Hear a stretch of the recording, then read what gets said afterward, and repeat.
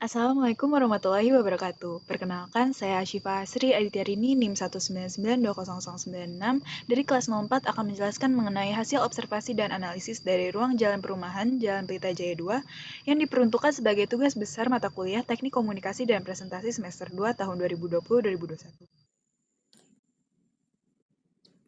Wilayah penelitian yang diambil berada di Kelurahan Kedung Jaya, Kecamatan Tanah Sara, Kota Bogor. Kota Bogor sendiri merupakan sebuah kota yang berada di Provinsi Jawa Barat dengan letak geografis di antara 106,48 derajat bujur timur dan 6,36 derajat lintang selatan, terletak di tengah-tengah Kabupaten Bogor. Kota Bogor juga dekat dengan Kota Jakarta yang menjadikannya cukup strategis untuk potensi bagi pertumbuhan ekonomi di bidang jasa, pariwisata, dan industri.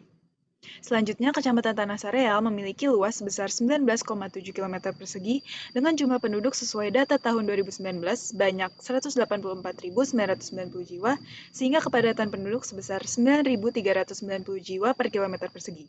Batas wilayah kecamatan ini untuk di sebelah utara berbatasan dengan Kabupaten Bogor, di sebelah timur berbatasan dengan Kecamatan Bogor Utara, di sebelah barat berbatasan dengan Kecamatan Bogor Tengah, dan di sebelah selatan berbatasan dengan Kecamatan Bogor Barat. Jalan Pelita Jaya 2 tergolong ke dalam jaringan jalan lokal sekunder berdasarkan laman situs Simtaru Kota Bogor. Jalan ini secara keseluruhan panjangnya 700 meter dengan panjang jalan yang dianalisis atau diobservasi hanya sepanjang 100 meter. Jalan ini termasuk ke dalam kawasan perumahan Cimanggu Permai di Kelurahan Kedung Jaya. Permasalahan yang ditemui di jalan ini ada tiga, yaitu lebar jalan yang pas-pasan, tidak ada drainase selokan di hampir sepanjang jalan, dan kurangnya bahu jalan. Pertama akan dibahas mengenai permasalahan drainase selokan.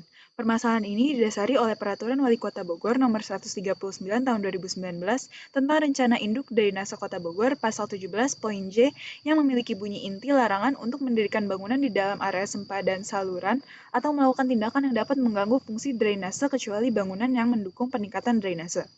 Keadaan yang ditemukan di lapangan, hampir di sepanjang jalan tidak ditemukan selokan dan bangunan-bangunan tidak mendukung peningkatan drainase.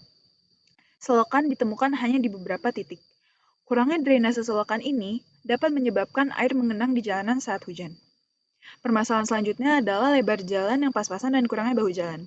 Lebar jalan ini hanya sekitar 216 cm atau 2 meter lebih sedikit, yang berarti hanya cukup untuk satu mobil dan satu motor. Sedangkan jalan ini merupakan jalan yang dapat dilalui dari dua arah. Pada saat lalu lintas normal, jalan akan cukup sulit untuk dilewati jika ada dua kendaraan mobil yang berpapasan dari dua arah yang berbeda. Hal ini didasari oleh Peraturan Pemerintah Republik Indonesia Nomor 34 Tahun 2006 tentang Jalan Bab 2 Pasal 19 yang bunyi intinya adalah jalan lokal sekunder didesain untuk kecepatan kendaraan paling rendah 10 km per jam dengan lebar badan jalan paling sedikit 7,5 meter dan Pasal 44 Ayat 4 Poin G yang bunyi intinya adalah untuk rumija atau ruang milik jalan yang tidak cukup luas, lebar ruasja atau ruang pengawasan jalan untuk jalan lokal sekunder paling sedikit 3 meter. Selain itu, kurangnya bahu jalan cukup mempersulit pejalan kaki yang melalui jalan tersebut jika ada kendaraan yang sedang melintasi jalan. Jika kita lihat pedoman teknis prasarana jalan perumahan tahun 1998, kondisi umum atau ideal untuk jalan perumahan pada kelas jalan lokal sekunder terendah, yaitu jalan lokal sekunder 3, terdapat area perkerasan selebar 3 meter, bahu jalan 0,5 meter, dan pedestrian bisa berupa trotoar, vegetasi, atau untuk penyandang cacat selebar 1,2 meter. Sedangkan pada kondisi faktual atau existingnya, perkerasan hanya 2,16 meter, bahu jalan 0 atau tidak ada sama sekali hingga 0,4 meter, dan tidak ada pedestrian. Kondisi ini akan lebih sesuai dengan kondisi umum untuk kelas jalan lingkungan 1 yang tertera pada tabel. Ada beberapa solusi dan potensi untuk permasalahan-permasalahan di atas. Pertama, untuk masalah drainase selokan, terdapat potensi berupa arah jalan yang menurun atau turunan dari perempatan sebelum area observasi.